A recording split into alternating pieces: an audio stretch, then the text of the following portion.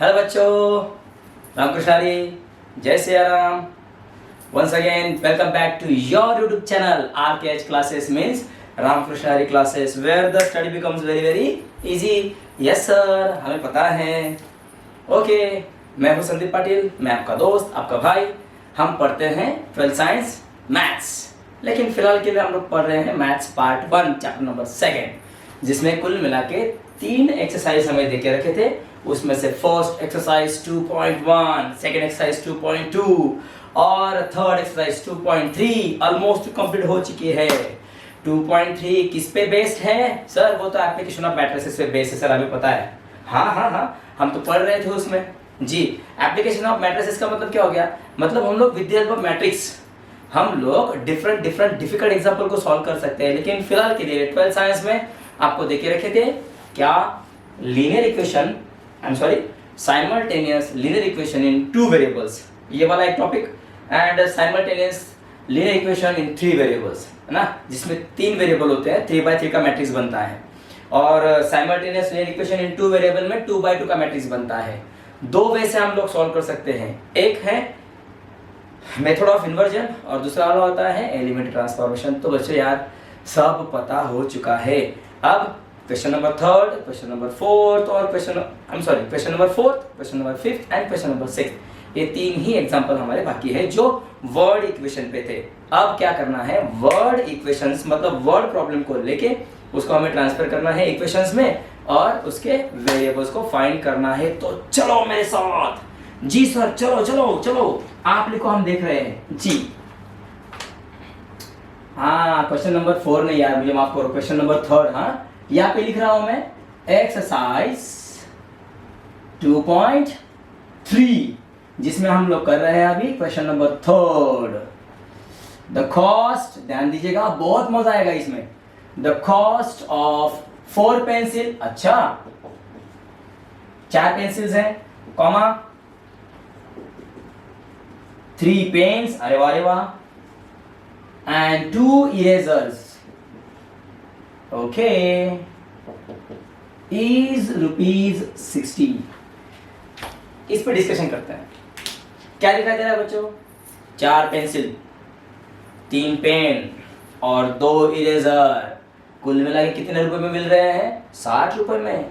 अच्छा, मतलब कोई तो बंदा, कोई तो स्टूडेंट है ना, जेहरी क्लास का कोई तो स्टूडेंट जनरल स्टोर्स पे गया है और वहां पे जो शॉपकीपर है वो, जो उस बच्चे ने कहा है कि मुझे एक पेंसिल चाहिए, ऑब्वियसली स्टूडेंट तो कोई कंपनी का या नटराज या फिर वॉट एवर, बहुत सारी कंपनियां होती है पेंसिल्स की, कोई भी एक हम लोग पकड़ लेते हैं। मान लीजिए कोई एक पेंसिल है कंपनी की, एक पेन है एक पर्टिकुलर कंपनी का, और एक इरेजर है। ओहो,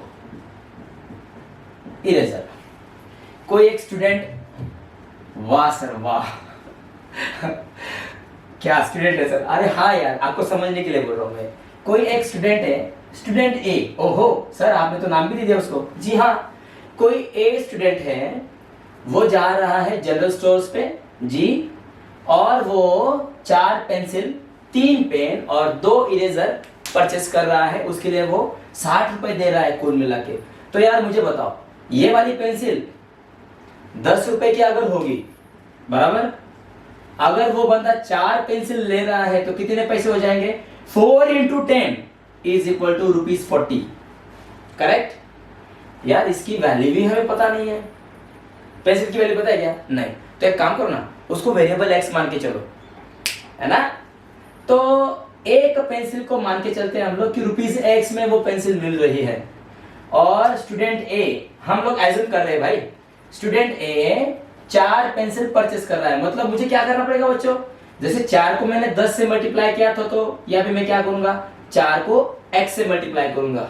मतलब कुल मिला के कितने पैसे हो जाएंगे? 4x रुपए में उसको 4 पेंसिल मिलेगी एक कोई पर्टिकुलर कंपनी की। जी सर, दिमाग में बैठ गया।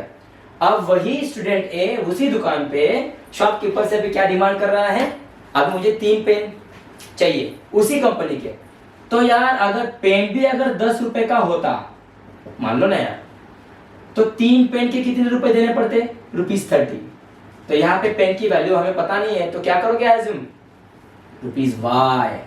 मतलब कोई तो एक पेन वाई रुपीज में मिल रहा है, वो बच्चा कितना ले रहा है, 3 पेन। तो क्या करोगे बच्चा, 3 टाइम्स द वाई करोगे ना। हाँ, अब वही स्टूडेंट ए उसी दुकान में से 2 इरेजर ले रहा है। अच्छा, इरेजर्स। अब यार सेम करो, ऑब्वियसली पेंसिल, पेन और इरेजर की एक एक यूनिट पे कीमत अलग अलग होगी, तो इसकी वैल्यू को पकड़ लेते हैं हम लोग स्मॉल z। ओके, हाँ सर समझ गया। कितने इरेजर ले रहा है वो, 2 इरेजर, तो पैसे कितने हो जाएंगे, 2 टाइम्स द z। अब जब 4 पेंसिल, 3 पेन, 2 इरेजर वो वहां से परचेस करेगा तो ऑब्वियसली क्या बोलेगा, अंकल कितने पैसे हुए।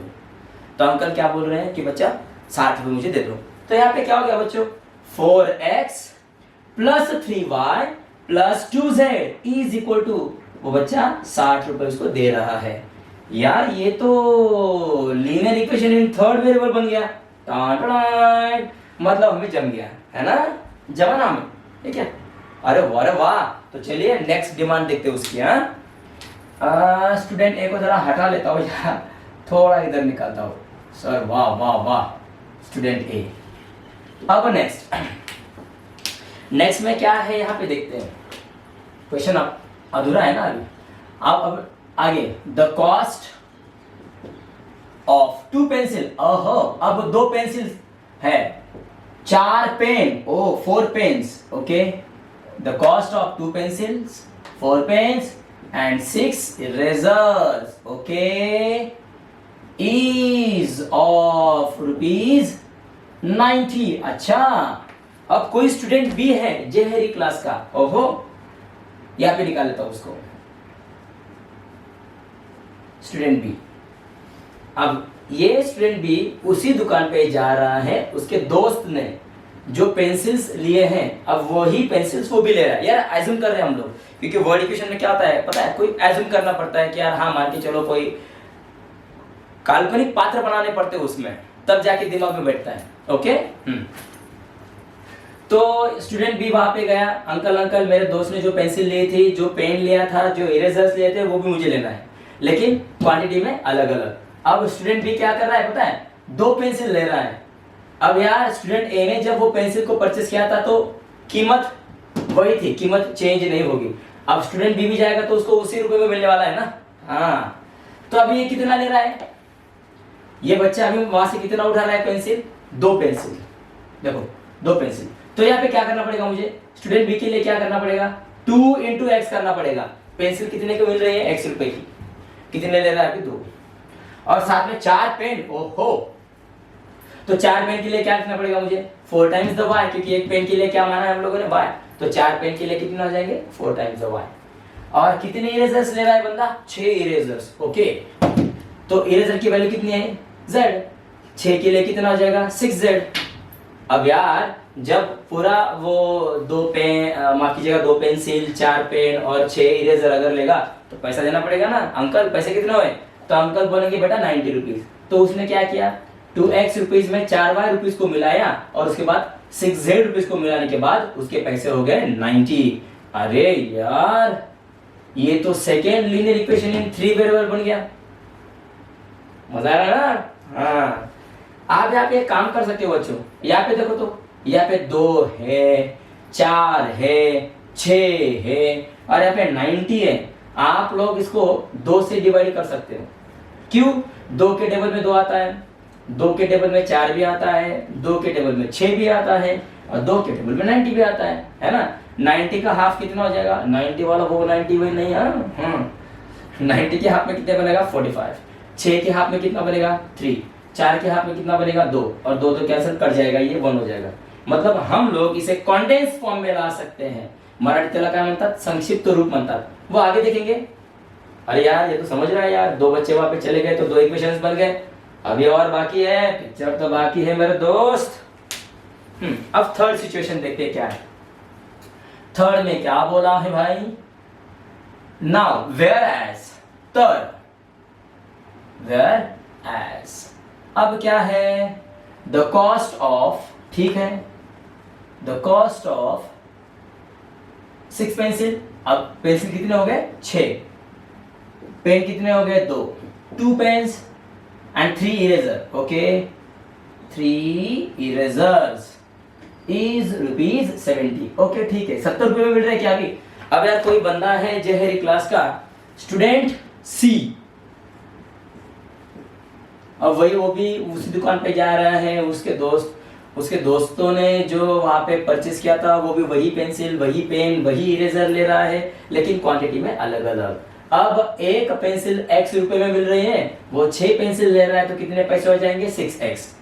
पेन y को मिल रहा था, एक पेन y रुपीस को मिल रहा है, अब कितने पेन ले रहा है बंदा? 2, तो यहाँ पे क्या हो जाएगा? 2 टाइम्स 2y। इरेजर कितने ले रहा है? एक इरेजर की वैल्यू कितनी है? z, तो 3 के लिए कितना हो जाएगा? 3z। तो कुल मिला के कितने पैसे हो गए? ₹70। इनकी एडिशन करो। स्टूडेंट सी क्या कहेगा? अंकल कितने पैसे हुए? वो कहेगा बच्चा 6x + 2y + 3z = 70, 70 रुपए हो गए। तो देखो तो स्टूडेंट ए के लिए यह इक्वेशन, स्टूडेंट बी के लिए ये वाला इक्वेशन और स्टूडेंट सी के लिए ये इक्वेशन। मजा आ रहा है ना? हाँ, मुझे मजा आ रहा है बच्चों, आपको ही आएगा। Find the cost of each items by using matrices. तो हर एक एटम्स की यहाँ पे कितनी वैल्यू है हमें निकालना है। मतलब एक पेंसिल कितने में मिल रही है, एक पेन की वैल्यू कितनी है और एक इरेजर के लिए कितनी वैल्यू है। तो यहाँ पे क्या लिखूंगा मैं? Find the cost, find the cost of each items. Okay, cost of each items by using matrices, by using matrices. Okay, वाह बच्चों समझ गया ना? तो अभी मैं फिलहाल के लिए स्टूडेंट ए को, बच्चा घर जाओ, मम्मी आपको बुला रही है। स्टूडेंट बी आप भी घर जाओ बेटा। स्टूडेंट सी आप भी घर चले जाओ। चले गए बंदे घर। वाह बच्चों, आई होप आपको ये समझ में आया होगा। जी सर, तो चलिए इसको स्टार्ट करते हैं। सॉल्यूशन। जी सर, चलिए सॉल्यूशन निकालते हैं। क्या करोगे बच्चों? लेट कहोगे, है ना? Cost of 1 pencil be ₹x। सही है, हमें एक पेंसिल की वैल्यू निकालनी। अगर आप लोग एक पेंसिल, एक पेन, एक इरेजर की वैल्यू को x, y, z मानोगे तभी तो 3 इक्वेशन आगे मिलेंगे ना। हाँ, कॉस्ट ऑफ 1 पेंसिल भी ₹x, cost of 1 pen be ₹y and cost of one eraser be ₹z। अगर वीडियो दिखाई नहीं देगा तो उसको जूम करो। हाँ, मोबाइल पे, लैपटॉप पे होगा तो फिर कोई टेंशन नहीं, है ना? फुल स्क्रीन में देखो तो आपको ब्राइट दिखाई देगा, सब ये जो अक्षर है वो आपको ठीक दिखाई देंगे, क्लियर। चलो बच्चों, तो अब करना क्या है? अब दोबारा से इतना मत लिखो। अब देखो आइडिया देखो, क्या करोगे? इस वाले इक्वेशंस में प्रॉब्लम में 3 कंडीशन है ना, तो ऐसा लिखो, therefore from first given condition, therefore from first given condition, ऐसा कहो। फर्स्ट गिवन कंडीशन मतलब वो वाली कंडीशन। 4 पेंसिल मतलब मैं क्या लिख सकता हूं? 4x। 3 पेन के लिए +3y और 2 इरेजर के लिए +2z। कुल मिला के उसे कितने पैसे हो गए? ₹60। उसे इक्वेशन नंबर फर्स्ट चिपका दो। यहां पे लिखो therefore from second given condition. अब वो दूसरी कंडीशन के अनुसार क्या है दूसरी condition? The cost of 2 pencil. अब पेंसिल कितने हो जाएंगे? 2x। पेन कितना है? 4, तो कितने हो जाएंगे पैसे? 4y। 6 इरेजर के लिए कितना हो जाएगा? 6z। कुल मिला के कितने पैसे हो जाएंगे? ₹90। इसे क्या कहोगे? हाँ, एक काम करो बच्चों, इसको कॉन्डेंस कर लो। ऐसा लिखो, डिवाइडिंग बोथ साइड्स बाय 2, क्योंकि यहाँ पे लिस्ट नंबर कौन सा है?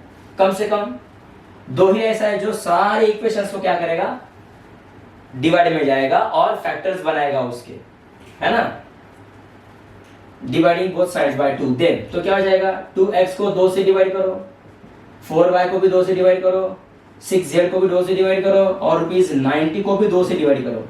सो 2 यहाँ पे कट जाएगा, ये 2 2 4 बनेगा, ये 2 3 बनेगा और ये 2 45 बनेगा। तो क्या मिलेगा, x plus 2y plus 3z is equal to ₹45। बच्चों समझ में आ रहा है क्या? जी सर समझ रहा है, थैंक यू बेटा। तो चलिए आगे चलते हैं। देयरफॉर डिवाइडिंग नहीं, from third given condition, therefore from third given condition, I hope आपको दिखाई दे रहा है ना? हाँ सर। अब थर्ड कंडीशन क्या है? तीसरा बच्चा गया है ना, क्या ले रहा है वो अभी? द कॉस्ट ऑफ 6 पेंसिल, अभी पेंसिल 6 है क्या? Okay, 6x 2 pens 2y 3 erasers 3z is equal to कितने पैसे बन रहे हैं? ₹70। ओके है ना?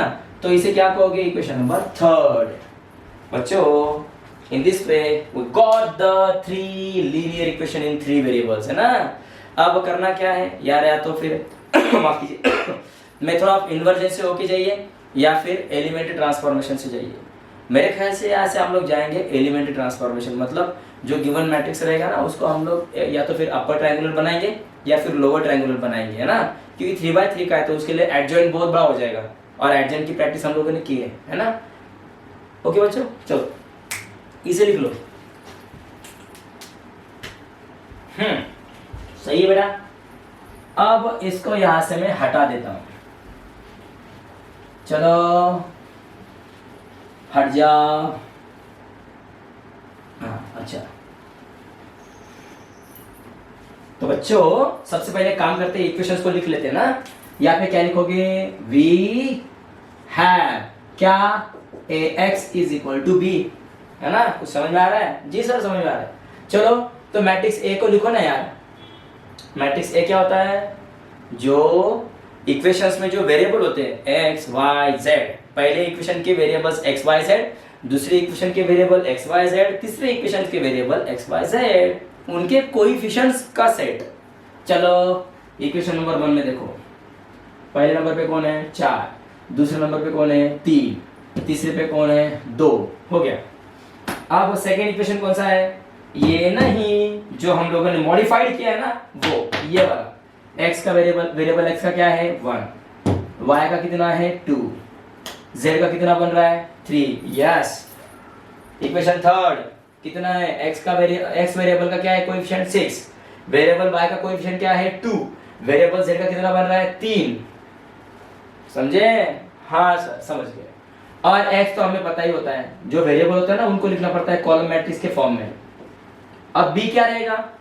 तीनों इक्वेशंस के जो RHS है उनकी वैल्यू, जो क्या कहलाते हैं? C1 C2 C3 या फिर D1 D2 D3, क्योंकि लीनियर इक्वेशन इन 3 वेरिएबल है ना। सो ये क्या बनेगा जनरल फॉर्म में? ax plus by plus cz is equal to d बनेगा नहीं? हाँ, तो D1 D2 D3 रहेगा। तो फर्स्ट इक्वेशन में कितना है? यहाँ पे 60 रुपीज को कट कर दो। सेकेंड इक्वेशन में कितना है? 45 जी। थर्ड इक्वेशन में कितना है? 70।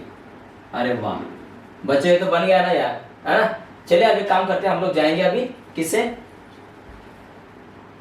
एलिमेंट्री ट्रांसफॉर्मेशन चलते हैं। एलिमेंट्री ट्रांसफॉर्मेशन से चलते हैं जी सर। चलो एलिमेंट्री ट्रांसफॉर्मेशन में क्या होता है बच्चों? या तो फिर अपर ट्रायंगुलर बनाओ या फिर लोअर ट्रायंगुलर बनाओ। कैसे? ये जो एलिमेंट है ना, डायगोनल एलिमेंट 4 2 3, इसके नीचे वाले इसको क्या करेंगे? 0। तो थोड़ा एक काम करो ना यार, ये जो है ना यहाँ पे दिखाई दे रहा है, इसको स्विच करो, मतलब R2 को भेज दो ऊपर में और R1 को भेजो नीचे में, है ना? चलो कैसे देखो, क्यों पता चल जाएगा। Bye R1 interchange R2, then चलो इसको करते हैं।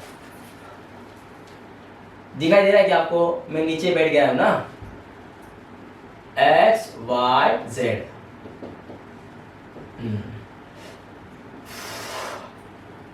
1 2 3, सेकेंड रो को फर्स्ट में भेजो, फर्स्ट वाले को नीचे में भेजो।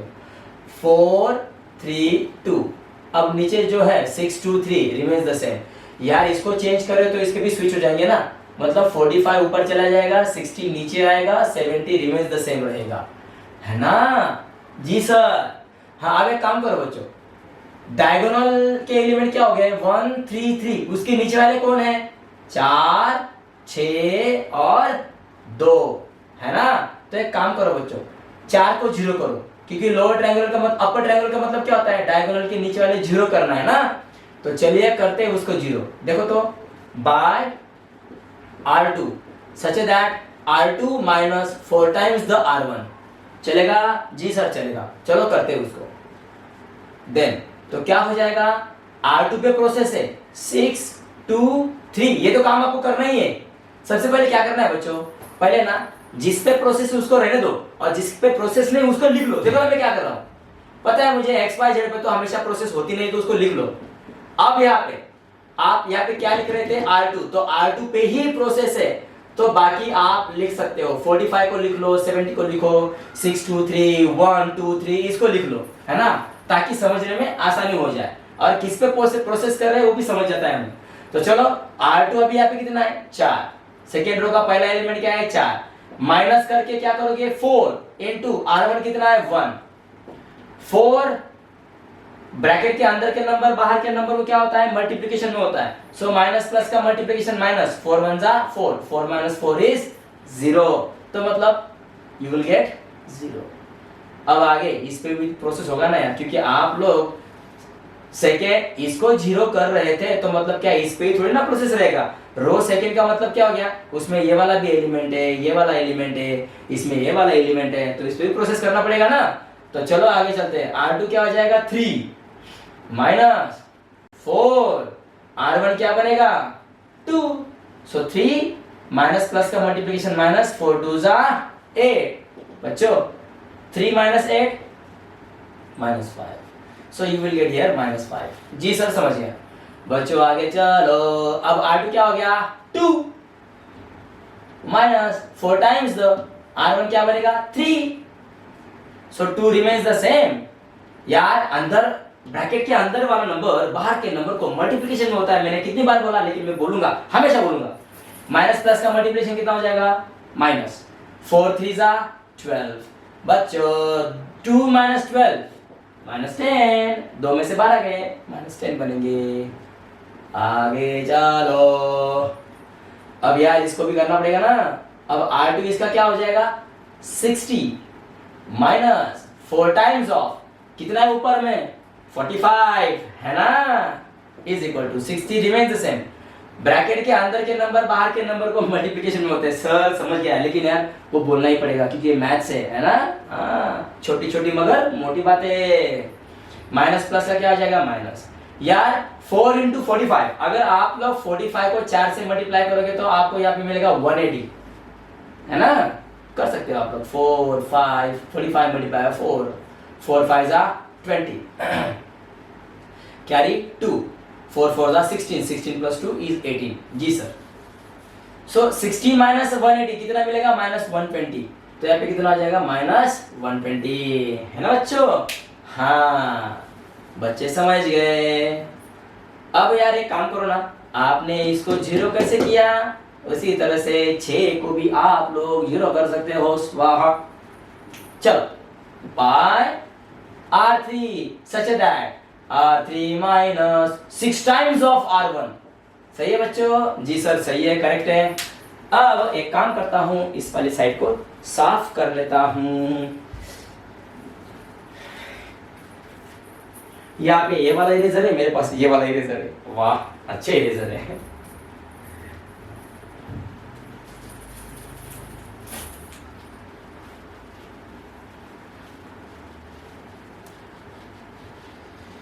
Ramakrishna Hari Vasudev Hari.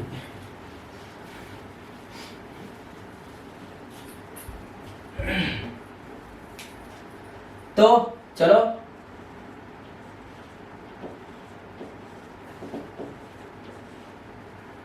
X Y Z. जी सर किस पे प्रोसेस कर रहे हो आप लोग, R3 पे, तो R1 R2 को लिख लो। सो R1 1 2 3, R2 भी लिख लो 0 माइनस 5 माइनस 10। एक मिनट खिड़की की तरफ खोल देता हूँ ताकि यहाँ पे आपको निकल जाए, उजाला आएगा इसमें। ओके अब यहाँ पे एक काम करो, यहाँ पे क्या लिखोगे 45 माइनस 120, ठीक है। अब इस पे प्रोसेस कर रहे थे ना, अब R3 क्या हो जाएगा 6 माइनस 6 टाइम्स द R1 क्या हो जाएगा 1 इज इक्वल टू के नीचे इज इक्वल टू मतलब नीचे इज इक्वल टू करवा मैं 6 माइनस प्लस का मल्टीप्लिकेशन माइनस 6 1 जा 6 6 माइनस 6 इज 0 है ना।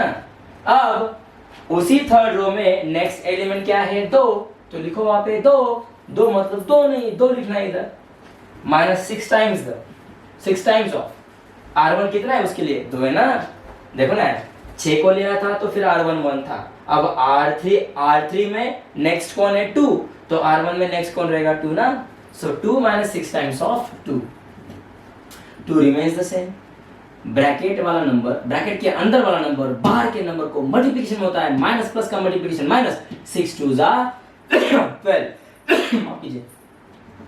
सो 2 माइनस 12 कितने बचे -10 है ना जी।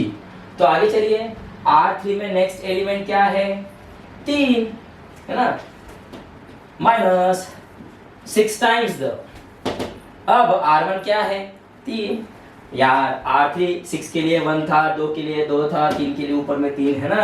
सो -6 इंटू R1 क्या हो जाएगा 3 ब्रैकेट के अंदर वाला नंबर बाहर के नंबर को मल्टीप्लिकेशन में है माइनस प्लस का मल्टीप्लिकेशन माइनस 6 3 जा 18 सो 3 minus 18 you will gate I think -15 जी सही है सर।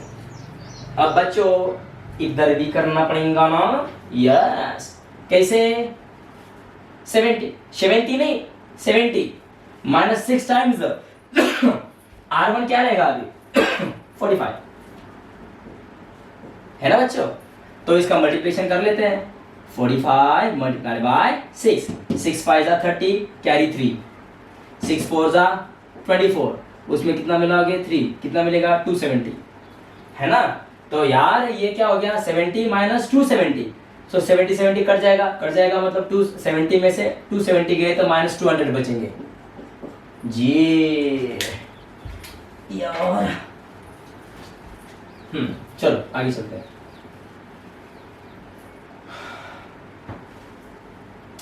बच्चों अब एक काम करो अभी आपके पास ये 2 जीरो आ चुके हैं अब आपको ये जीरो चाहिए डायगोनल के एलिमेंट के नीचे जो है वो जीरो चाहिए ताकि वो अपर ट्रायंगल में कन्वर्ट हो जाए।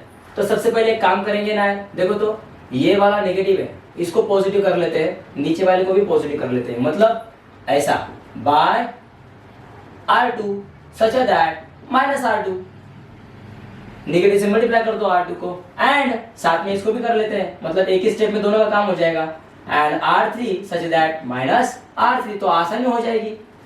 देन क्या बनेगा यार जो नेगेटिव उसको पॉजिटिव करो जो पॉजिटिव उसको नेगेटिव करो किस पे R2 और R3 R1 पे प्रोसेस नहीं है 1 2 3 x y z 45 तो चलिए ऊपर में देखो 0 मल्टीप्लाई बाय -1 0 हाँ -5 का क्या बनेगा +5 -10 का क्या बनेगा +10 -120 क्या हो जाएगा +120 अब R भी क्या बनेगा 0 -10 क्या हो जाएगा +10 -15 क्या हो जाएगा +15 -200 क्या हो जाएगा +200 हो गया ना यार।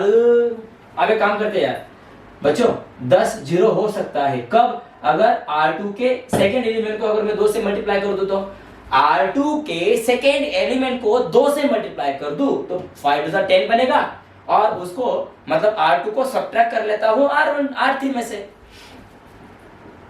बाय R3 सच है दैट कैसे R3 -2 टाइम्स R2 देन चलिए अब R3 पे प्रोसेस है तो मैंने बोला था पहले स्केलेटन निकाल लो इसका ऐसे भरा लो अच्छे से x y z एकदम लिहून टाकायचं डेरिंग मध्ये हाँ R3 पे प्रोसेस है ना तो 1 2 3 बिंदास लिख दो 0 -10 ये भी बिंदास लिखो इधर 45 भी लिख दो और 120 भी लिखो खाली लास्ट वाला एलिमेंट रहने दो यार R3 भी यहाँ पे 0 है R2 भी 0 है तो यहाँ पे 0 ये चेंज नहीं होगा। हाँ अब ये वाला चेंज होगा R3 इसके लिए तो प्रोसेस किया था R3 क्या है 10 -2 टाइम्स उसके लिए R2 क्या होता है 10 के लिए सेकेंड में क्या रहेगा 5 सो 10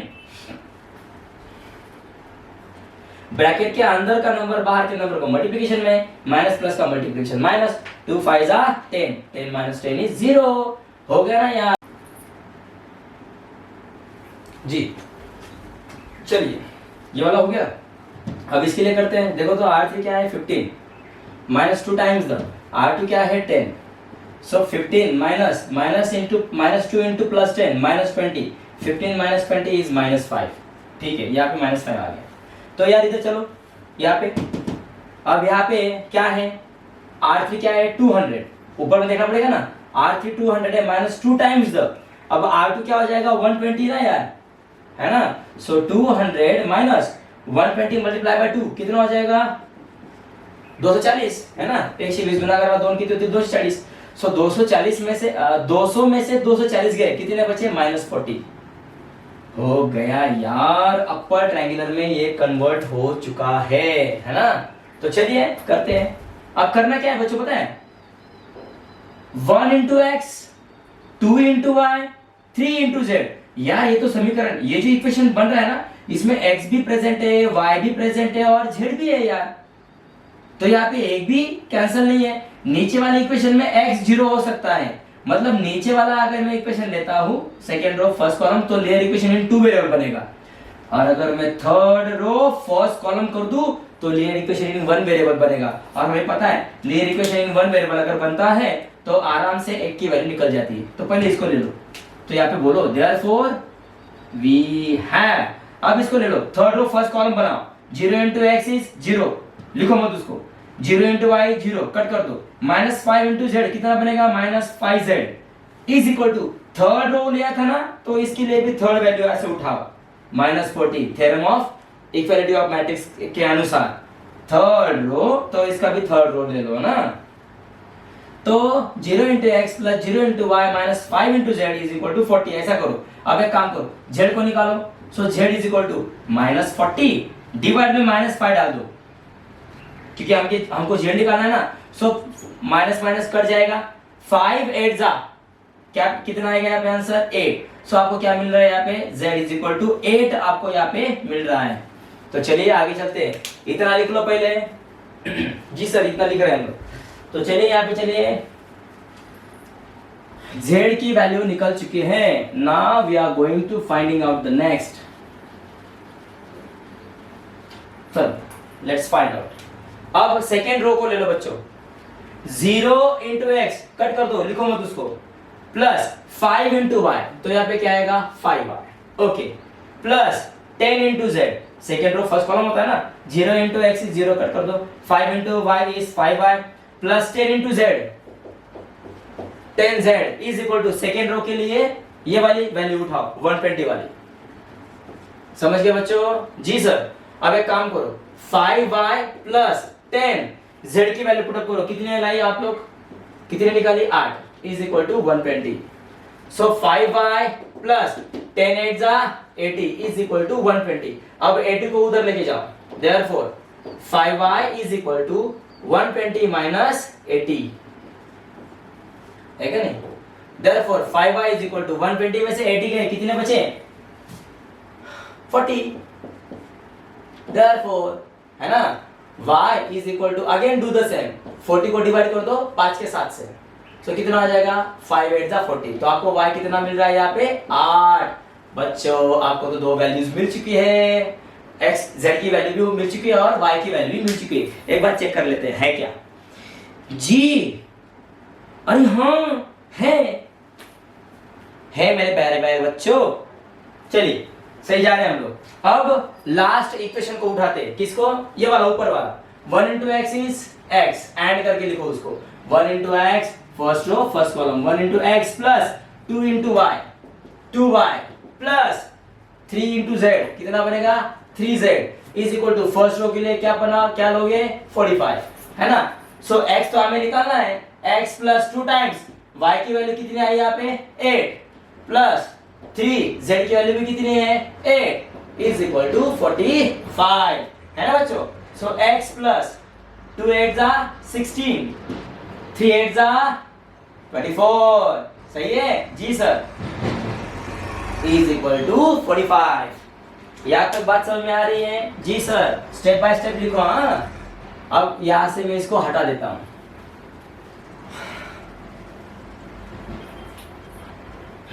तो चलिए x प्लस 16 प्लस 24 कितने बनेंगे? 30 40 40 बन जाएंगे।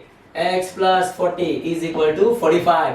तो यार हमें क्या निकालना है? x निकालना है ना, तो 40 को इस साइड में भेजो। LHS में पॉजिटिव है, RHS में नेगेटिव हो जाएगा। सो 45 minus 40, therefore x is equal to 45 minus 40 कितना बचा?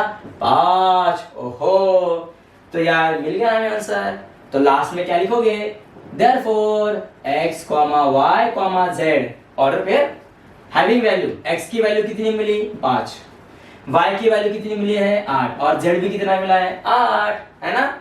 वीडियो पॉज करो, पहले इसको लिखो, फिर उसके बाद में इसको लिखो, फिर दोबारा से इधर आ जाओ। ओके, हाँ, पॉज करते रहो और उसको लिखते रहो। और जय हरी क्लास को सब्सक्राइब करते रहो, लाइक करते रहो, शेयर करते रहो, है ना? जी सर। अब लास्ट में आंसर लिखोगे ना, उन्होंने क्या कहा था कि एक पेंसिल की वैल्यू कितनी, तो यहाँ पे लिखो नंबर 1, आंसर पूरा लिखो। कॉस्ट ऑफ 1 पेंसिल, बी हटा दो अभी, इज रुपीज, एक्स था ना वो, हाँ, पेंसिल कितने में मिल रही है? 5 रुपए में। Number second, cost of 1 pen is rupees 8 में मिल रहा है। Cost of 1 eraser is rupees 8, है ना बच्चों? सो फर्स्ट एग्जांपल हो चुका है, इसको लिख लो मेरे प्यारे प्यारे बच्चों।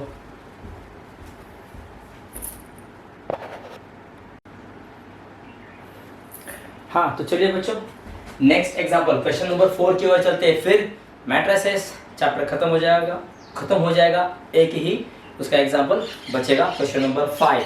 वो भी बड़ा एग्जांपल है, पहले इसको सॉल्व करते हैं। ये भी बड़ा एग्जांपल है। अब इसकी स्टाइल देखो, स्टाइल मतलब ये वाली स्टाइल नहीं, इसकी स्टाइल मतलब क्या? उसका सिस्टम, पद्धत त्याला मराठीत म्हणतात।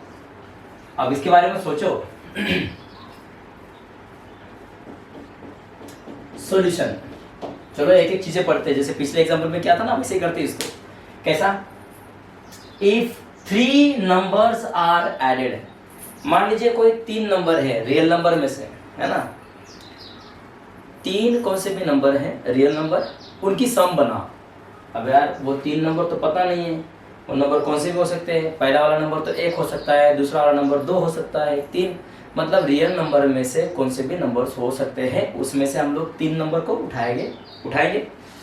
इफ 3 नंबर्स आर एडेड, और उनकी सम करेंगे, देन, कॉमा का मतलब क्या हो जाएगा? Then their sum is 2।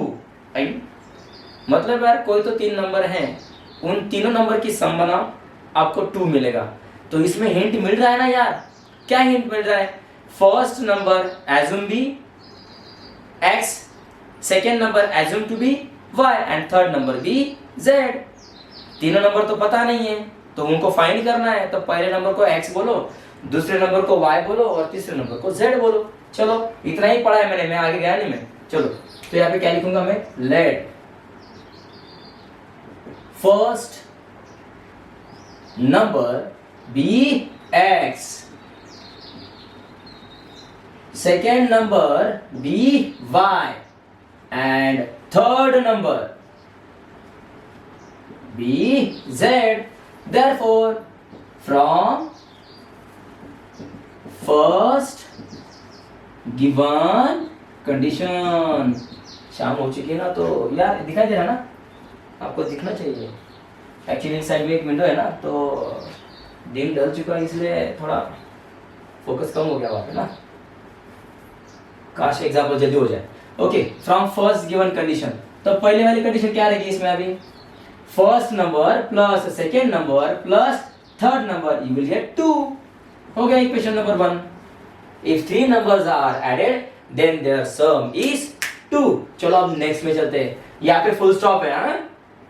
If, अब next condition, therefore from second given condition, देखते हैं सेकेंड कंडीशन क्या है। क्या बोल रहे हैं वो सेकेंड कंडीशन में? 2। यहाँ पे लिख रहा हूं देखो 2। यार टाइम्स का मतलब क्या होता है? वर्ड प्रॉब्लम में टाइम्स का मतलब क्या होता है? मल्टीप्लिकेशन। टाइम्स का मतलब क्या रहेगा? Multiplication, multiply.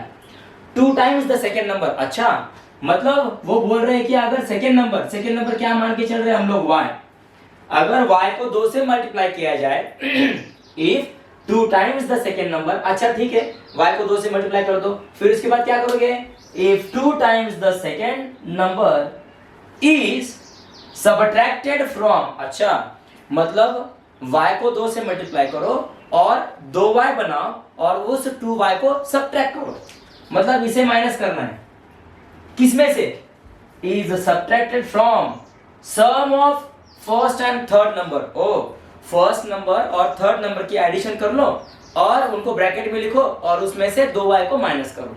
देखो मतलब उसके आगे मैं क्या करूंगा, ब्रैकेट, और यहाँ पे क्या लिखूंगा, x प्लस जेड, फर्स्ट और थर्ड नंबर की एडिशन बनाओ फिर उसमें से 2y को सब्ट्रैक्ट करो। हाँ तो क्या हो जाएगा, if 2 times the second number is subtracted from sum of first and third number then we get 8। अच्छा तो इसका आंसर क्या मिलेगा, 8। अब बच्चों वहां पे देखने की जरूरत नहीं, अब यहाँ पे आ जाओ, यहां से बोलते हैं, देखो if 2 times the second number is subtracted from sum of first and third number. बच्चों कब से पढ़ रहे पता है हम लोग, ये 8th स्टैंडर्ड से, 8th स्टैंडर्ड में ऐसे एग्जांपल देके रखे थे वर्ड, जी हाँ वर्ड प्रॉब्लम देके रखे थे, तो 8th standard, 9th standard, 10th standard, 11th and then now we are in 12th standard, तो इसकी प्रैक्टिस हो चुकी है बच्चों ना, हाँ बात को समझा करो। तो यहाँ पे क्या लिखोगे फिर, 2y 2 times the second number is subtracted from sum of first and third number then we get का मतलब क्या रहेगा, इज इक्वल टू 8। अब इसको अच्छे से लिखो, स्टैंडर्ड फॉर्म में लिखो। स्टैंडर्ड का मतलब क्या होता है, एक नंबर पे x आना चाहिए, 2 नंबर पे y होना चाहिए और 3 नंबर पे z होना चाहिए। चलो लिखो उसको, इसके ब्रैकेट को हटाओ, दैट इज कहो x माइनस 2y बीच में ले लो और z को पीछे हटाओ, पीछे ले लो उसको, थर्ड नंबर में उसकी पोजीशन इज इक्वल टू 8। यहाँ पे इक्वेशन नंबर सेकेंड देना है, समझे बच्चों, जी सर समझिए। अब थर्ड एग्जांपल, थर्ड कंडीशन की ओर चलते हैं, फ्रॉम थर्ड गिवन कंडीशन, देखते हैं अभी थर्ड कंडीशन क्या है। कहां तक आए थे हम लोग, third number then we get 8, हाँ एंड आगे if 3 times the first number, अच्छा अब फर्स्ट नंबर को वो 3 से मल्टीप्लाई कर रहे हैं, 3 टाइम्स द फर्स्ट नंबर, ठीक है, इज एडेड, अच्छा अब x को 3 से मल्टीप्लाई करना है और उसको ऐड करना है, इज एडेड, अच्छा इसको ऐसे लिखता हूं 3x प्लस इज एडेड, किसमें ऐड करना है, is added to the sum of second and third number. अच्छा मतलब सेकेंड और थर्ड नंबर की सम करो, उसमें 3x को ऐड करो, अच्छा तो उसमें क्या मिलेगा, देन वी गेट द 4, तो हमें 4 मिलेगा। अच्छा तो ये कंडीशन हो गई वो, तो यहाँ पे फ्रॉम थर्ड गिवन कंडीशन तो हमने बोला है, तो यहाँ पे लिखो 3 times the first number is added to second and third number, मतलब y प्लस z, तो कितना मिल रहा है हमें, 4 मिल रहा है, इक्वेशन नंबर थर्ड। देखो बच्चों हो गया, ठीक है, एक बार अगर इक्वेशन बन जाए तो फिर आराम से हम लोग उसे सॉल्व कर सकते हैं। आगे क्या बोला है, देन फाइंड दोज नंबर्स, तो वो नंबर फाइंड करो जिनकी कंडीशंस ये हैं। चलिए चलते हैं, इसे भी किससे सॉल्व करोगे, ट्रांसफॉर्मेशन से, है ना, अपर ट्रायंगुलर में ट्रांसफर करेंगे या फिर लोअर ट्रायंगुलर में, अपर ट्रायंगुलर मैट्रिक्स या फिर लोअर ट्रायंगुलर मैट्रिक्स कर देंगे। ओके बच्चों इधर लिख लो, आई होप आपको समझ में आया होगा, है ना। तो ये वाला साइड में फिर साफ कर लेता हूँ, पता है अभी वो नंबर्स हमें फाइंड करने हैं। जी सर चलिए जल्दी चलते हैं।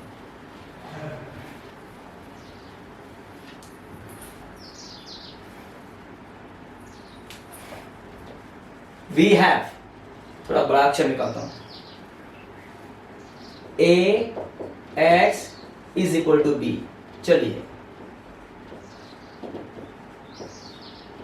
एक्स वाई जेड, हाँ बी क्या हो जाएगा, देखो तो इक्वेशन सेकंड में, फर्स्ट में क्या है 2, इज इक्वल टू की साइड में क्या है 8 और थर्ड में क्या है 4, ये बी हो गया ना, ये एक्स हो गया। अब ए क्या करोगे, इक्वेशन 1, इक्वेशन 2 और इक्वेशन 3 में जो वेरिएबल्स है उनके कोएफिशिएंट, जैसे कि यहाँ पे 1 1 1 ट्रिपल 1 1 1 1, यहाँ पे क्या आएगा 1 -2 1 1 -2 1। जी सही है सर।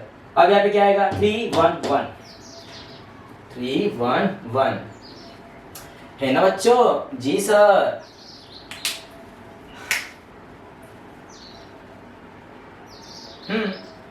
आ गया यहाँ पे। चलो अब एक काम करते हैं, इसे क्या क्या करोगे, इसे अपर ट्रायंगुलर या फिर लोअर ट्रायंगुलर? बच्चे लोअर ट्रायंगुलर भी इसका इजी रहेगा या फिर अपर ट्रायंगुलर भी इजी रहेगा? कैसे देखो तो,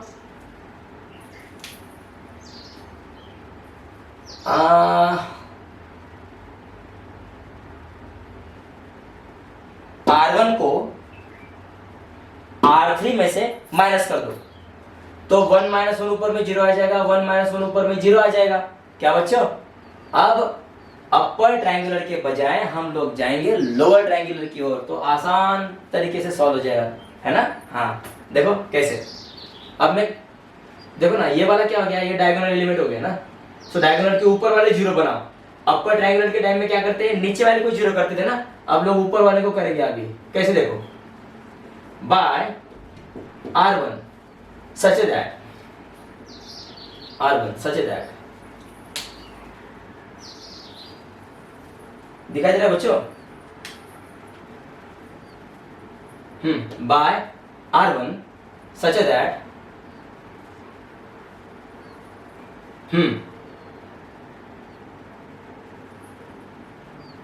R1 माइनस R3, है ना? R1 such that R1 minus R3, तो क्या हो जाएगा देखो तो, therefore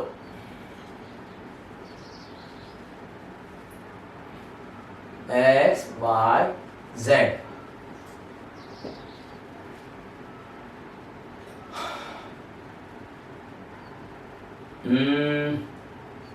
दिक्कत नहीं ना बच्चों आपको? देखो R1 पे प्रोसेस है इसलिए 3 1 1 रिमेन्स द सेम, 4 यहाँ पे रिमेन्स द सेम, ओके। 1 -2 और 1 ये भी सेम हो जाएगा, 8 यहाँ पे भी सेम हो जाएगा, है ना? तो एक काम करते हैं, ऊपर में चलते हैं अभी। देखो ये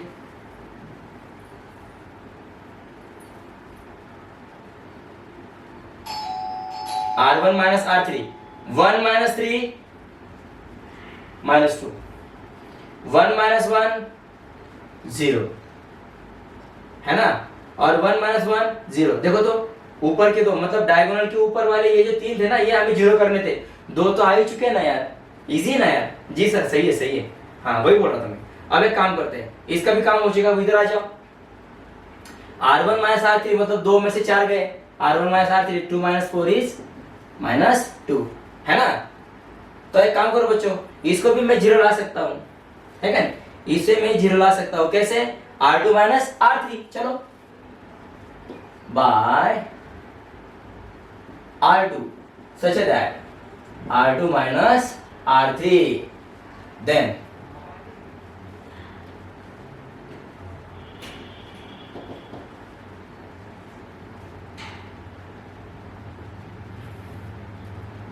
-2 0 0 3 1 1। मोबाइल का पैसा वसूल है, आपके लिए काम में है ना आज, उसका पैसा वसूल हो चुका आज। -2 4 -2 4 किस पे प्रोसेस है? R2 पे। चलो R2 - R3 करो, इधर ऊपर में 1 - 3 -2। अच्छा R2 कितना है? -2 -1 -3, 1 - 1 0, है ना? अब इधर आ जाओ, 8 - 4, क्योंकि आप लोग क्या कर रहे हैं, R2 - R3 कर रहे हैं ना, तो 8 - 4 कितना आएगा यहाँ पे? 4, है ना बच्चों? हो गया। देखो तो ये डायगोनल के एलिमेंट्स और ये डायगोनल के ऊपर के 0 हो चुके हैं, है ना? सो हमें क्या मिल चुका है अभी? अपर लोअर ट्रायंगल हमें मिल चुका है अभी ना। तो वीडियो को पॉज करो, इतना लिख लो बेटा। ये वाली साइड में यहां से हटा देता हूं।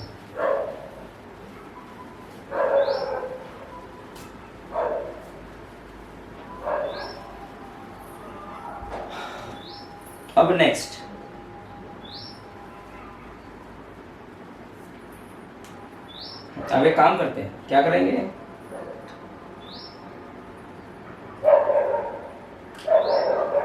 हाँ तो चलो बच्चों, फर्स्ट रो फर्स्ट कॉलम को उठाते हैं ना। देखो तो first row -2 into x, -2x। अब 0 इंटू वाई, 0 इंटू जेड लिखने की जरूरत नहीं है, क्योंकि हम क्या करेंगे अभी, पिछले एग्जांपल में क्या किया था, थर्ड रो को उठाया था, लेकिन यार इसमें थर्ड रो में अभी x भी है, y भी है और z भी है, तो 3 अननोन वेरिएबल है, आप लोग वैल्यू निकाल नहीं सकते। वैल्यू किसकी निकालोगे, जहां पे y और z 3 वेरिएबल में से कोई से भी 2 वेरिएबल 0 होने चाहिए, तब आपको मिलेगा ना। तो अब इसमें क्या हो जाएगा, y 0 हो जाएगा, देखो 0 इंटू वाई, 0 इंटू जेड। तो मतलब फर्स्ट इक्वेशन में अगर मैं फर्स्ट रो फर्स्ट कॉलम करूं तो y और z 0 हो जाएगा, आई विल गेट x.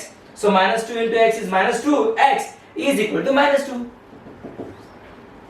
है कि नहीं, क्योंकि आप लोग क्या ले रहे हो, फर्स्ट रो, तो इस वाले मैट्रिक्स का ही फर्स्ट लेना पड़ेगा ना। चलो therefore x is equal to -2 upon -2, ये -2 नीचे आ जाएगा, minus minus cancel, 2 cancel, x कितना हो जाएगा 1। x की वैल्यू मिल चुकी है हमें। आगे चलते हैं बच्चों, नेक्स्ट में देखो, अभी अब सेकेंड रो को उठाओ, -2 इंटू एक्स, -2x। आगे -3 इंटू, हेलो हेलो मजाक कर रहा हूं मैं, -2 इंटू वाई, थोड़ा कॉमेडी कर लेते हैं, hello hello, -3 into y, -3y, 0 into z 0 0 हो जाएगा, उसके लिखने की जरूरत नहीं है। तो इज इक्वल टू करो, और इज इक्वल टू में किसको उठाओगे, 4 को उठाओगे, किसको उठाओगे, 4 को। समझ गए बच्चों। तो इसमें एक काम करो, x की वैल्यू पुट अप कर दो, आपके पास एक x की वैल्यू है, डालो इसमें, -2 इंटू एक्स की वैल्यू 1 है, -3y is equal to 4। So minus, पता है मैं कितनी बार बोलूं अभी, स्क्वायर के अंदर के नंबर, सिंपल जो है ना, ब्रैकेट के अंदर के नंबर बाहर के नंबर को मल्टीप्लिकेशन में होते हैं। -2 इंटू 1 जा -2, -3y remains the same is equal to 4। So यार -2 को उधर भेजो, y निकालना है ना हमें, so -3y remains the same is equal to ये वाला 4, -2 साइड में क्या हो जाएगा, +2 बनेगा। सो -3y इंटू 4 + 2 इज 6 बनेगा ना ये। तो therefore y is equal to, -3 को नीचे लेके आओ, -3 नीचे में आ जाएगा, therefore y is equal to -9 ऊपर कर दो, 3 2 जा 6, मतलब y की वैल्यू क्या निकली, -2। अब एक लास्ट वाली वैल्यू बची है, उसको निकाल लेते हैं, इसे कट करता हूं यहां से। लास्ट वाली वैल्यू देखो तो 3 into x is 3x, plus 1 into y is y, plus 1 into z is z। 3 into x 3x, 1 into y is y, 1 into z is z, is equal to third row के लिए क्या उठाओगे, 4। therefore 3, हाँ x की value कितनी है 1, y आप लोगों ने कितना निकाला -2, सो यहाँ पे डायरेक्ट -2 लिखो, प्लस अब z निकाल दो यहाँ से, ये 2 और z सेम होता है ना, इसलिए मैं z को ऐसे निकालता हूँ, हाँ, ताकि आपकी यहाँ पे कंफ्यूजन ना हो। यहाँ पे क्या रहेगा फिर ये -2, 3 1 जा 3, -2 plus z is equal to 4। So 3 - 2 is 1 plus z is equal to 4। therefore z is equal to 4, z निकालना है ना, तो एक को इस साइड में भेजो, यहाँ पे माइनस हो जाएगा। सो z इज इक्वल टू 4 - 1, मतलब 4 - 1 इज 3, है ना बच्चों। तो ऐसे हमें करना है। तो लास्ट में क्या आएगा इसका आंसर, आंसर में लिखोगे ना, x, y, z having value, x की वैल्यू कितनी है आपके पास 1, y की वैल्यू कितनी है -2, और z की कितनी है 3। तो ये है वो 3 नंबर। देखो तो अब वो जो कंडीशन थी ना, उसको प्रूफ करके देखते हैं हम लोग, क्या बोलते हैं उसको, टैली करते हैं। पहले इतना लिख लो बेटा,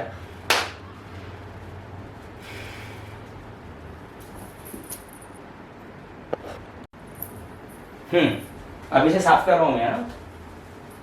देखते टैली करते हैं, आंसर आता है क्या।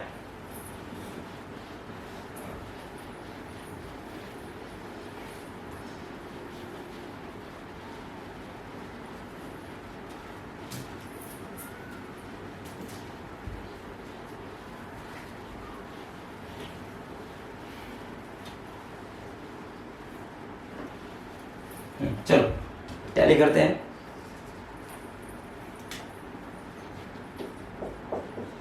क्या थी पहली कंडीशन? वो बोल रहे थे कि तीनों नंबर जो है उनकी सम बनाओ, आंसर 2 है।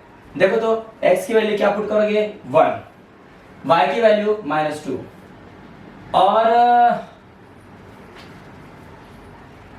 सम कितनी आई थी बेटा?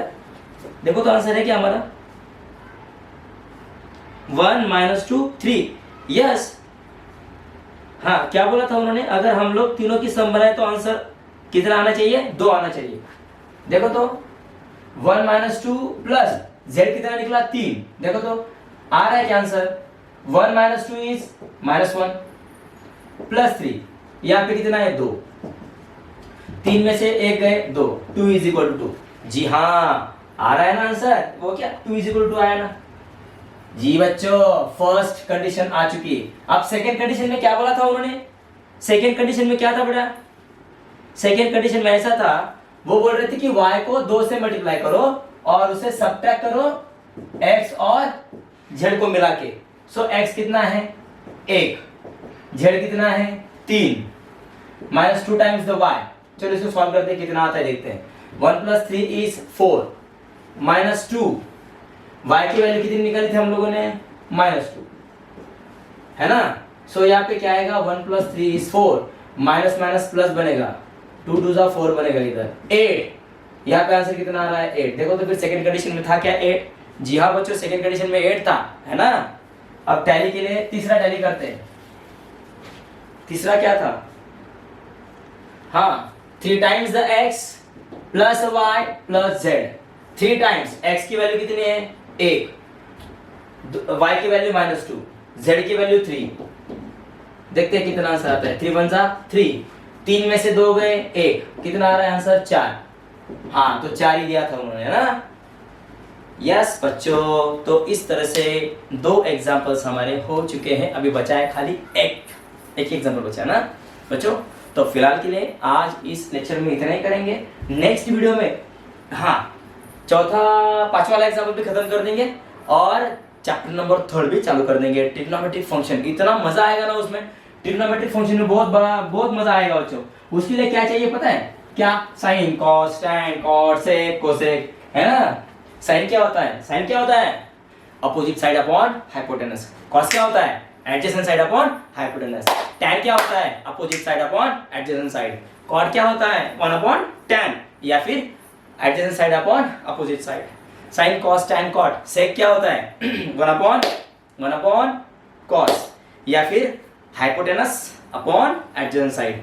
कोसेक क्या होता है? Hypotenuse upon opposite side. इतना मजा आएगा ना, बहुत बड़ा मजा आने वाला है उसमें ट्रिग्नोमेट्रिक फंक्शन में। ओके, नेक्स्ट वीडियो में जल्दी मिलेंगे बच्चों, लेकिन तब तक के लिए इतनी प्रैक्टिस करो बेटा।